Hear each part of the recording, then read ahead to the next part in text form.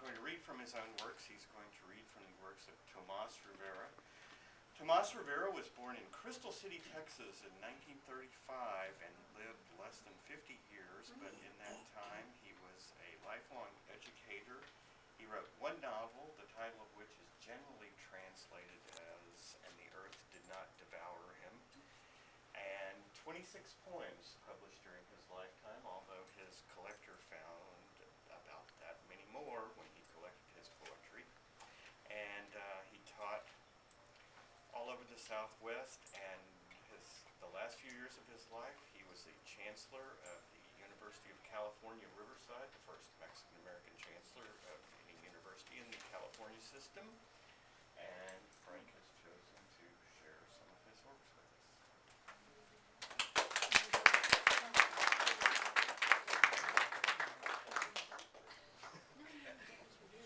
And I'm going to be strictly enforcing the time limits.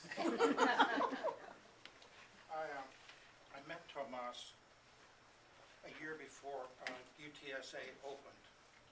Can you hear me okay? Without the Twist mic. And he was the first vice president for academic affairs at UTSA. Other places they would say, "You people stink. You can't come to our schools." Tomas was a great man, and this is the first time these poems have been read in public. And this volume, Always and Other Poems, was the only volume of poetry published in his lifetime. I had a little private press for poetry, and we published it. So I want to start off with a poem called The Overalls, which ties back in, I think, to that early life of his and into the memory of his family. The overalls, frightening as the attic hole, the overalls in the garage hanging, and the vapor from the train swung to my face as the cross that shouted the lump in the cemetery, and the sounds of clods of earth hitting the coffin reminded me of something I knew nothing about. The glancing of tearful eyes embracing as I sensed that I had been born, the crushing vapor in the overalls hanging in the garage, never to be filled again. That one has just always touched me. I think that goes right into the heart of who Tomas was. I mean, I remember one time I've been out working in the hill country on some land, and I've been cutting oak all day with a chainsaw, and I came into his office. It was at the Kroger Center out on I-10. And I was wearing my work clothes at work. We had to talk about this volume, so I walked up to the secretary and I said, "Is Tomas in?" And she said, let me see, who shall I say is calling? And so she told me, he came out and he said, gave me a hug, and he said, "Hey, you want some coffee?" I said, "Get a cup of coffee." And she was going, "Who the?" But that was Tomas. I mean, he was. The second poem, I think, really ties in so well with Tomas's love of the young and his commitment to education. But really, it was his delight in being with young people and working with them. This one is called Young Voices. Young voices, fresh, loved by the wind, grasped, delighted, held by the wind. New voices, young voices, who soften the wind. Eternally loved, carved forever into the wind. In the night the wind is a lover of young voices, of love seeds, scattered, pollen, eternal, for the voice is the love seed in the dark. And this one is Always, which was the title poem for this volume. And always, you have seen yourself, for you have been looking out the door, always. You have never, you never sleep, never dream, you wait for yourself, always. You have seen yourself, you were here before, many yesterday, today, ever, behind the door, always. How am I doing on time? Good. No book cover. This one is a poem that it's darker than my story about it. This is called Run, Puff, Run, Run. We look and see, we come and go. arm, legs, a head, to be filled, to be filled. Not to think, not to love, not to move, to be filled, not to be. Jump, jump, run, puff, run, run. And it's a darkish poem, but it reminded me of a story Tomas told me about. He called me up one time. He'd been at a conference in Madrid, and he called me and said, "Frank, they almost killed me." I said, "Who almost killed you?" He said, "The shoeshine guys in Madrid." What do you mean? He said, "Well, after lunch, everybody would take a siesta." He said, I'd go out for a walk. He said, "So I'm out for a walk, and the shoeshine guy came up to me, and he said, 'Let me shine your shoes.' I said, 'No.' 'Let me shine your shoes.' I said, 'No.' I said, nobody shines my shoes but me." And he said, "Let me shine your shoes, let me shine." He reached up and he grabbed Tomas by the arm, but Tomas flattened him. And so the guy got up and he took shoe brushes out of his kit, and he was clanking them together. He said, "Frank, the goddamn shoeshine guys came from all over Madrid. There must have been 50 of them. They were chasing me down the street, and I was running as fast as I could." He said, "I got in my room and slammed the door and locked the door." Run, Puff, Run is a darker poem. If they had caught him, this poem would have been pretty right. Everybody ready for Roberto? Okay. If you want to take another minute, you've got it. Okay. Why don't I come back afterwards and read a poem after Roberto? Roberto, you're up. Tomas's poems that he chose for this volume were all in English. I think it's a courtesy to me and my very limited Spanish. But he wrote some really great poems in English and Spanish. And I'm not going to insult either his memory or you or embarrass myself by trying to read them. So I've asked my friend Roberto to read the first section from one of his great poems. The poem in English is called The Searchers. Thank you, Guy. You're up. Thank you very much. Actually, he wanted for you to see what a Chicano might look like. He owes me. The Searchers. How long have we been searchers? We have been behind the door, always. Behind screens and eyes of other eyes. We long to search, always long to search. Naranja dulce, limón partido, dame un abrazo que yo te pido. We searched through our own voices and through our own minds. We sought with our words. A la víbora, víbora, de la mar, ¿por qué aquí pueden pasar? How those words lighted our eyes. From within came the passions to create a very clod and stone a new life. A new dream each day. In these very things we searched as we crumbled dust, our very own imaginary beings. ¡Hey! ¡Ese vato! ¡Chingate! Oh my God. A terrón lighted our eyes, and we watered it and made mud clay to create softer others in. Thank you.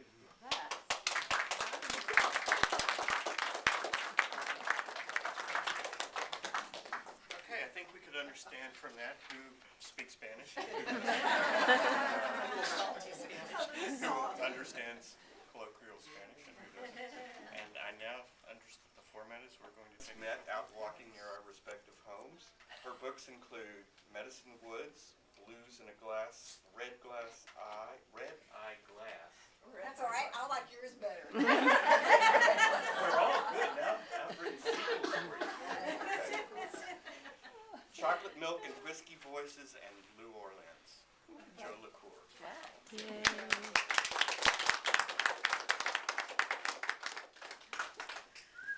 Jay just thinks I was out walking near my respective home.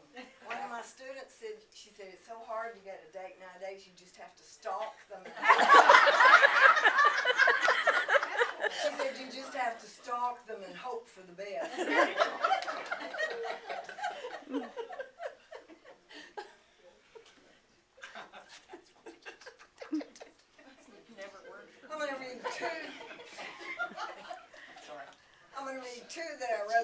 Christmas break. And I'm gonna close with an old one that I've revised. And so don't worry, Mary Beth heard the old one, I think Roger has too. But I revised it last night, and so it's completely new. The fact that I cannot sing has never slowed me down. This first one is entitled Open Season on Christmas, and the subtitle is World Peace. To live outside the law, one must be honest. Bob Dylan sang it. Integrity needs no police. The innocent need no defense. We gather at home for the holidays, season of peace. So what's up when a family grown-up declares war on a family kid? Grown-ups grow up, right? Season of hope. Christmas shuts down. Nothing is stirring but our silence. It is against the law not to say, I'm sorry. Our grown-up says it. Christmas cranks up. Song, gift wrapped in sunshine gold tissue, ribboned in snow, world made of beauty, season of gifts. Our grown-up can't leave, I'm sorry, at that. He's got to tack on. It's all your fault that kid gets everything I never got for Christmas. So how does one live outside the law of defense? Up yours won't do. We won't bully. Our family fights ripple oceans. You're right, we're wrong, won't do. Honesty does not start lying now. Season of comfort, comfort and joy. Comfort and joy. Peace songs came easy for Dylan. But to live outside war is to balance the ground in ourselves, to live with ourselves.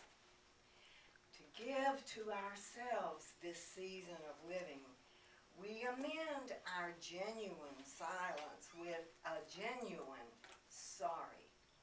You're hurt. Season of miracle, if we can leave it at that. This one is a found poem. My son gave me a Cormac McCarthy novel for Christmas, and I found this poem in a 5-page chapter. The poem is not 5 pages, I condensed it.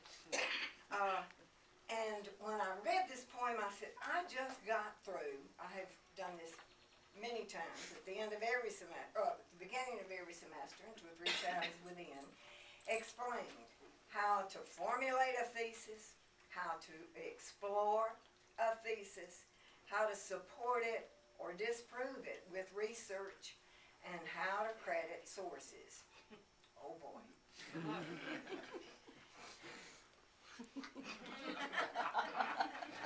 Now, Cormac McCarthy didn't know he was writing about my experience. I recognized it when I read his chapter in Child of God. I'm crediting my sources, pages 67 to 70. Every time you hear the word steel in this poem, it is S-T-E-E-L, the metal. And if you don't laugh at the last line, no skin off my nose, it's Cormac McCarthy's fault. Blunt axe, change of heart. The blacksmith's eyes rival daylight. His long black fire apron pulls daylight into himself as a god on a smoke break.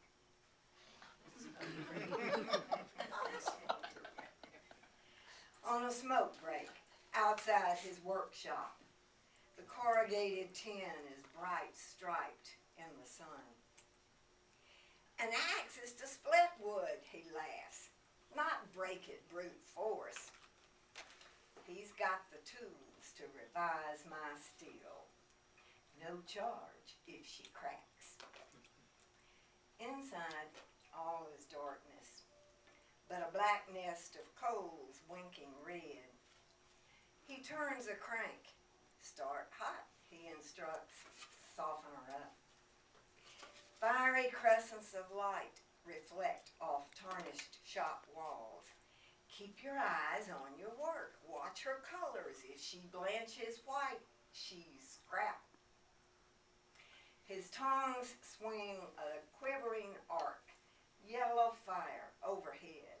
Heat lightning, shimmering tin walls. Rhythmic hammer working the flaps of the axe head. Steel ringing protest, his ear tilted. Her singing guides his arm. The next heat is scarlet. At the color of grace, he pulls a red streak from the fire to the anvil. Goblins of bright heat spit back each hammer stroke. Let her get wide as she'll take. Don't lose the muscle you put in on the flats. Her steel chimes, her light fades soft. Last fire, a low cherry, short hammer blows to toughen her heart. Then into the quench bucket with her blue-black shine. Baptismal hiss cry, fastball, white steam. Slow dance her over the fire, keep her moving. Don't let her lie down. Take a blue temper on her. Give her a name. His eyes conceal weapons. Did you get all that? Dying fire pulls the darkness back in. Did I get all what?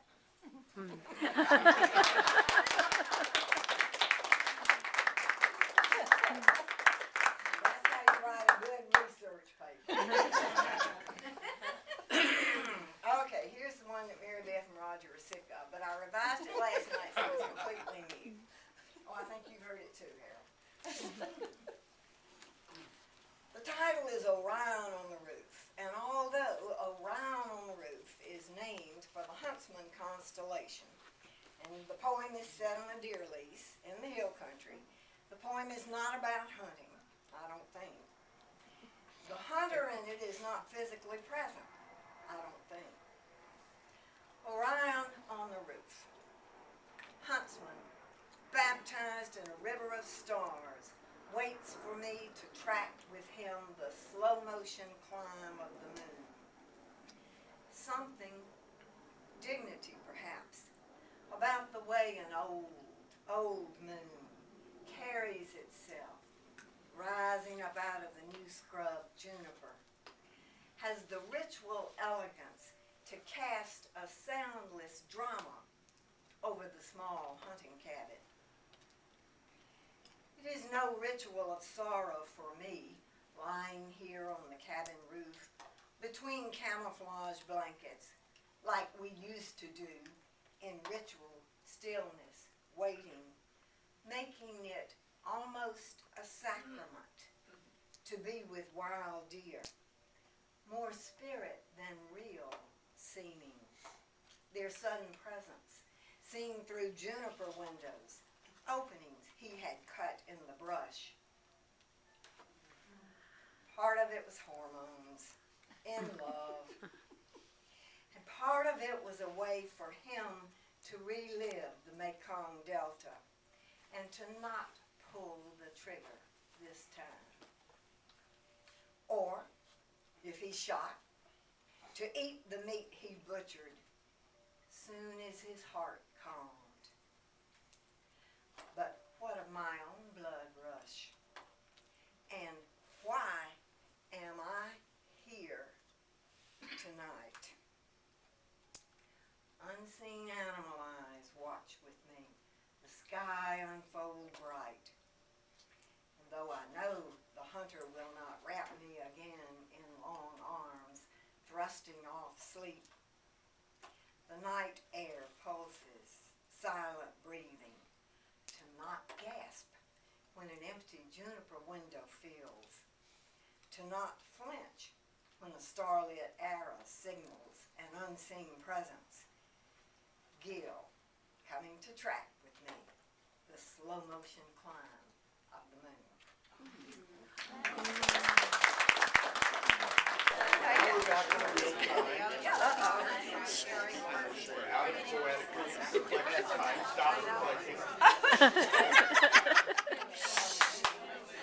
go. Our next poet is Carol Raposa, recently retired from a long-time teaching career, not retired from writing poetry and hope.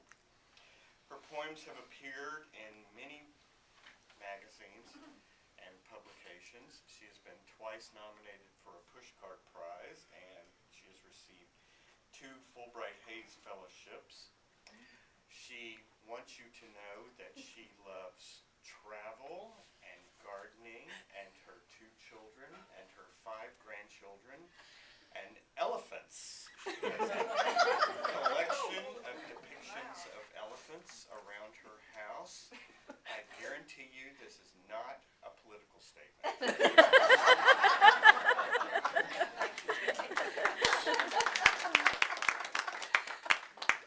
Well, 2 things very quickly before I read either 3 or 4 poems, depending on the 10 minutes. But the first thing, I would like to thank Lyn Belisle for making available to us her magical space that she and her genius, right, her muse, inhabit. But not just that, for taking the time to orchestrate this thing. Putting together an evening like this is not a casual operation. It involves considerable effort, and I thank her for it. Secondly, I'm having a blast. The reason I'm having a blast is that these people rock, and so I feel honored to be in their company. Okay, I have reached what the French tactfully call a certain age, and events are continually unfolding in my life to remind me of that. Here's one of them. 50th high school reunion, East Texas. For 2 days I dip into youth. The first self-conscious prom, my corsage pinned awkwardly and falling off my formal, rowdy football games, the first kiss in grandmother's Victorian parlor, the first illicit drink. For that time, I don't see the present. My former flame with a beer belly, our best cheerleader, and a walker, the homecoming queen who can't hear, the sweet-armed quarterback gliding across the ballroom in his wheelchair. But outside, the land spreads before me like pages of an endless book. Morning doves croon along the margins, oil rigs hiss and thrum between the lines, like an army of giant hearts, while Herefords, Beefmasters, Brahmas amble across the text, slow-moving sculptures huddling under oaks even in August, all facing the same way, their large eyes fixed on some luminous point hidden in the Spanish moss. Okay, now, once in a while, I just realized something. If I sit down, I don't have this visual problem. So, see, you learn something every day around here. Okay, now and again, I have a brainwave, and it doesn't happen as often as it used to. But anyway, I had the pleasure of hearing Yo-Yo Ma, arguably the world's greatest living cellist, a few years ago, and watching him play gave me a wonderful idea. How to stop war. Put Yo-Yo Ma in every doorway, Pavarotti at each checkpoint, Perelman on the road to Kosovo, or in Rwanda's thick green hills. Let the hands of Arthur Rubinstein float slowly over Belfast. Have Marsalis shoot cadenzas into Gaza. When we fill the bores of AK-47s, the scores of Brandenburg concertos, when we arm the stealths with Mozart, no one will hear the voices calling them to blood. Remastered, they will find their families building ballads in the streets, see them tuning old guitars inside their tents, chords shimmering in cobble's radiant dust, rising past the minefields into melodies.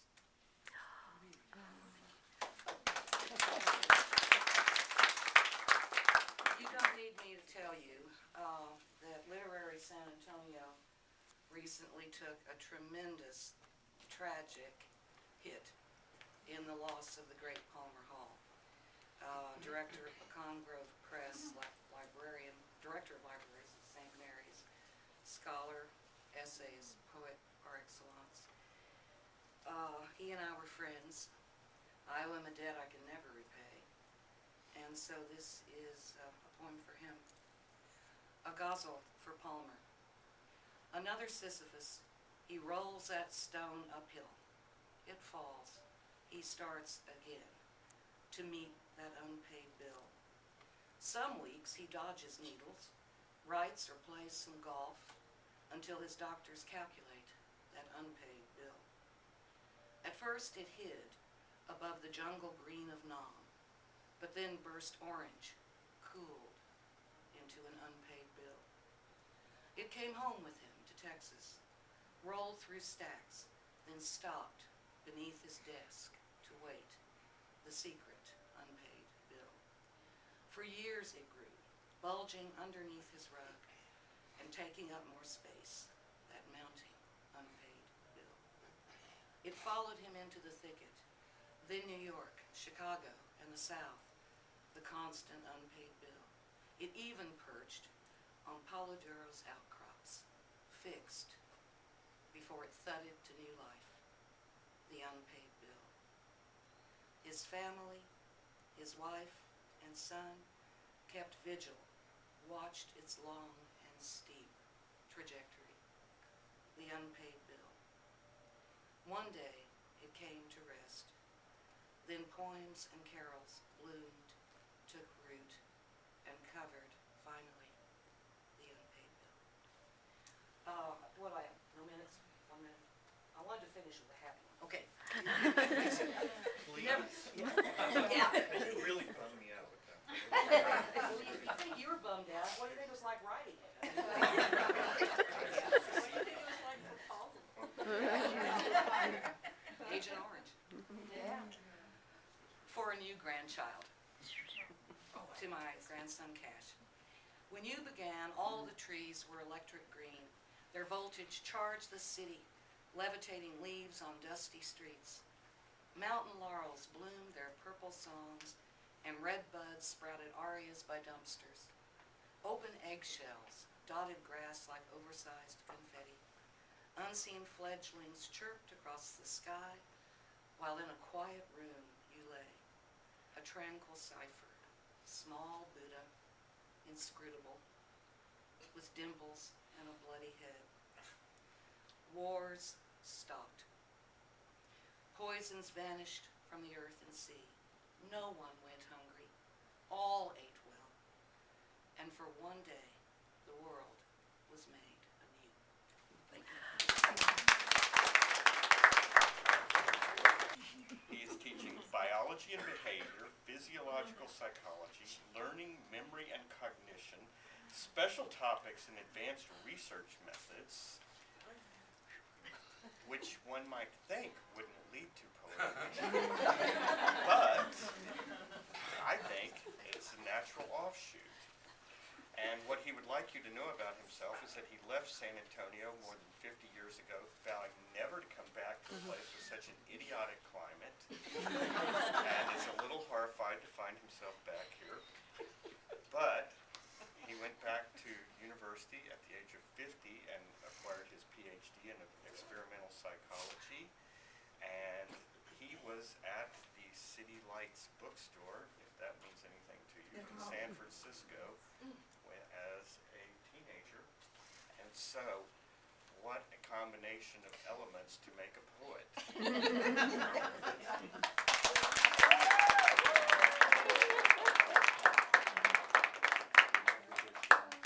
Well, it's been an interesting life. I actually was at City Lights bookstore 2 days after I graduated from the 8th grade. My sister gave me a copy of the recently published On the Road by Kerouac and said it's not a novel, it's an instruction manual. So I left. And as far as poetry is concerned, it's a balance for me between the crazy OCD scientist that lives in my head and how I feel about the world. And it really does give me some balance between those two perspectives in my own life. These are all new poems. The first one actually has been accepted for publication, Trilogy of Crows. Epitaph. Write your own epitaph, only you can. Give it to a crow. When your body is done, an owl will tell those who pass by your house that you've left. The crow will read your story in the silence of the forest. Emissary. Strong wings, set, catching moonlight, gliding downward. The go-between flies between the worlds, certain of her task, her story to convey. A friend has passed. The crow delivers her epistle while sparrows, guided by the winds, gently take his soul to God. That piece was added at the when a friend of mine passed away right after I'd written the first stanza. An epilogue. 2 weeks since the owl left, winter's early fingers chill the air, dropping late leaves in piles next to the fence. Sparrows wander in the wind, waiting for the crow to return, another soul to collect.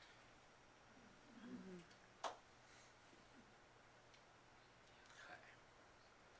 This one is like, we all experienced this, I think. Somebody was talking about having insomnia, and this was one of the things I wrote one morning at 3:30 or 4 o'clock when I'd run out of things to cook and there was nothing left to eat in the house. And the cats didn't want to play and there was nothing on television. Voices of the wind. Wind moving in the night, drifting long dead leaves into corners of the house, wrestling their diverse narratives, sleep forestalled by endless murmuring. Sturdier winds arrive unannounced, bending large branches and bending limbs to the ground.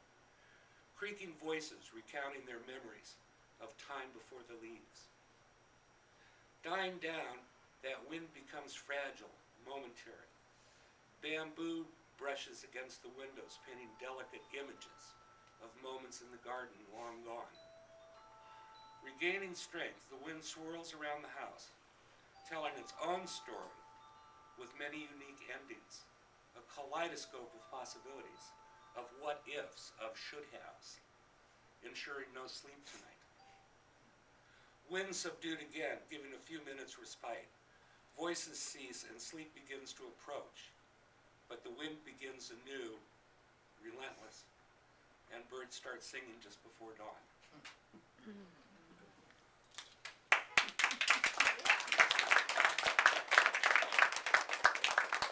And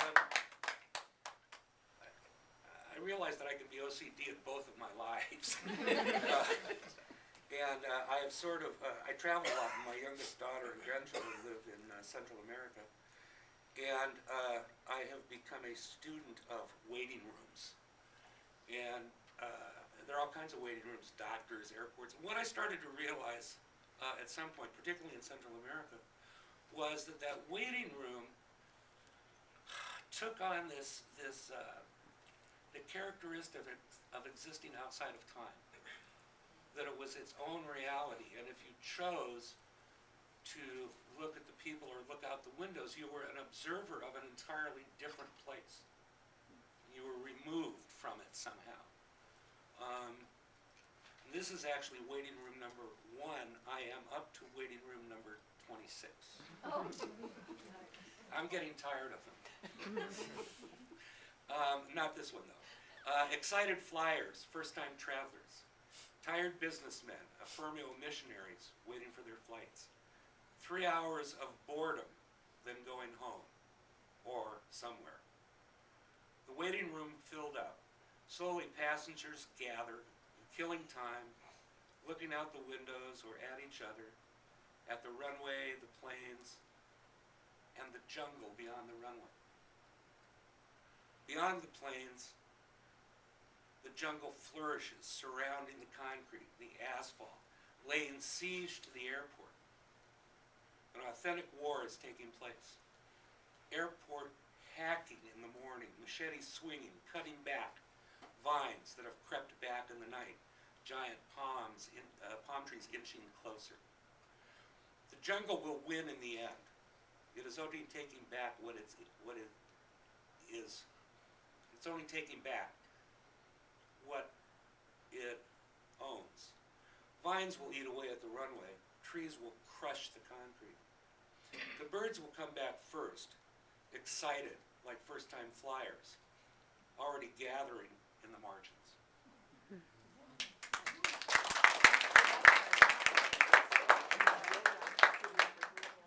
So, I have 2 minutes left. I read too fast. God, I didn't die and no one killed me. This is, well, in those 2 minutes, I'll tell you that. Not yet, yeah, not yet. There's time. That this is the first time I've ever read anything I've written in public. I like to write it and send it off to editors, and I never know what they really think about it, except they either accept it or they don't accept it, and I don't have to get involved with them. And I don't have to get vulnerable. And when you're doing this and you write about the kinds of things that I see in the world, the real world, you're exposing yourself a lot. And I've chewed 47 pieces of Nicorette gum this afternoon. Thank you very much.